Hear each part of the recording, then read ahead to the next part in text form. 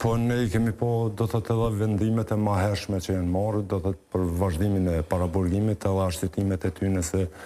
mund të ndikojnë dëshmitarët. Edhe tash fundi ky proces është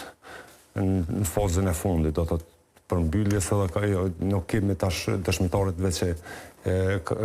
kanë kry dëshminë e tyre edhe nuk ka pas asnjë bazë, asnjë argument, asnjë arsye me mbajtje do të krejtë të ushtrisë shqiptare të Kosovës në paraburgim, sepse nuk mund me ndiku në dëshmitar, po kjo po shihet qartë se është një tendencë e tyre ashtu siç ka ndodhur në kaluamën që me çdo kusht do të thotë mos me leju ose mos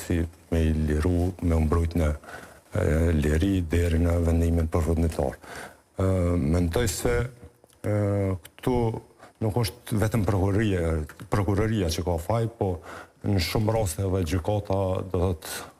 ka marrë anën e prokurorisë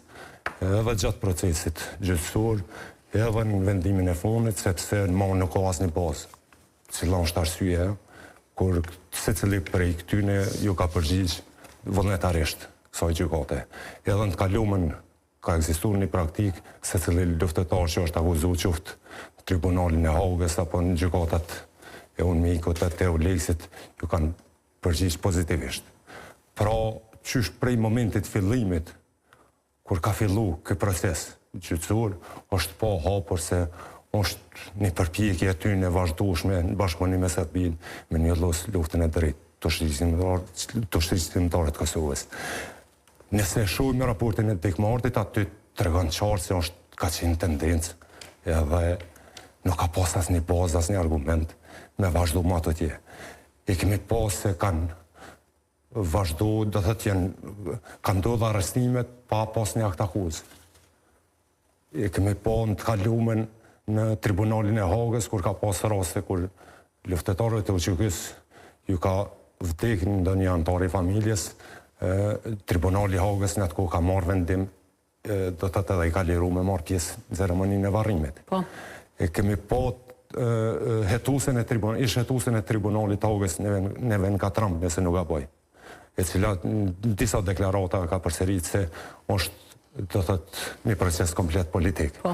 Edhe së fundi e kemi pa dhe reagimin e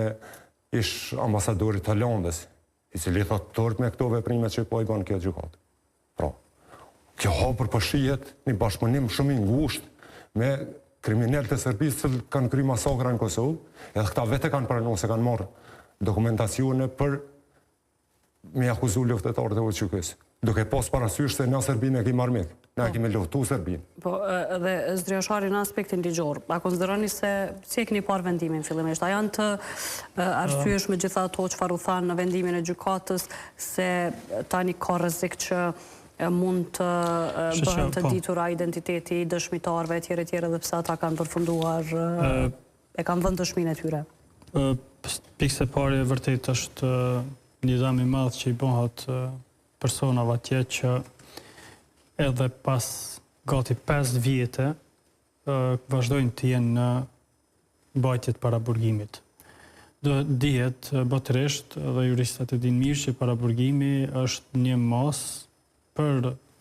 prezencën e të pandehurit në procedurë, e cila nuk është rregull si parim, por është përjashtim dhe duhet bëhet vetëm në raste shumë specifike në kohë sa më të shkurtë dhe se gjithmonë para se të caktohet ose të vazhdohet mosa paraburgimit, do të merren parasysh edhe mosat alternative, siç është mosa arrestit shtëpiak. Në rastin konkret, pothuajse sikur në Kosovë që shpesh gjykatat kanë standarde shumë të ulta për caktimin ose vazhdimin e mosës së paraburgimit, edhe atje është bërë si rregull që paraburgimi të vazhdohet në mënyrë blanko, si thua, me disa ndryshime ose modifikime të vendimeve, po pa ndonjë arsye konkrete. Në rastin konkret, gjykata i ka përdor 3 argumente. Në fakt, prokuroria ka kërkuar që të vazhdohet paraburgimi mbi 3 baza, ndërsa gjykata ka aprovuar vetëm 2 baza. sa i përket rrezikut të arratisjes nuk ka gjetë prova, por ka gjetë se dëshmitarët, se të pandihurit, këtë rast Thaçi dhe Veseli, mund të ndikojnë në prova dhe dëshmitar, duke përmend si argument që ndaj Thaçit ka një akt akuz të ngritur, duke përmend si argument që në Kosovë ekziston një klimë e keqe dëshmitarëve që janë kundër ish ushtrisë lirimtare të Kosovës dhe ka përmendur edhe kryesisht komunikimet e pa autorizuara të Thaçit. Dhe po ashtu të njëjtin argument e ka përdorur edhe mbi bazën tjetër, kur thëtë se ka rrezik që të përsëritet vepra penale, e kur thonë që ka rrezik të përsëritet vepra penale, kryesisht e mendojnë që mundën të bojnë ndaj vepër penale ndaj dëshmitarëve, friksim ose diçka tjetër. Unë mendoj që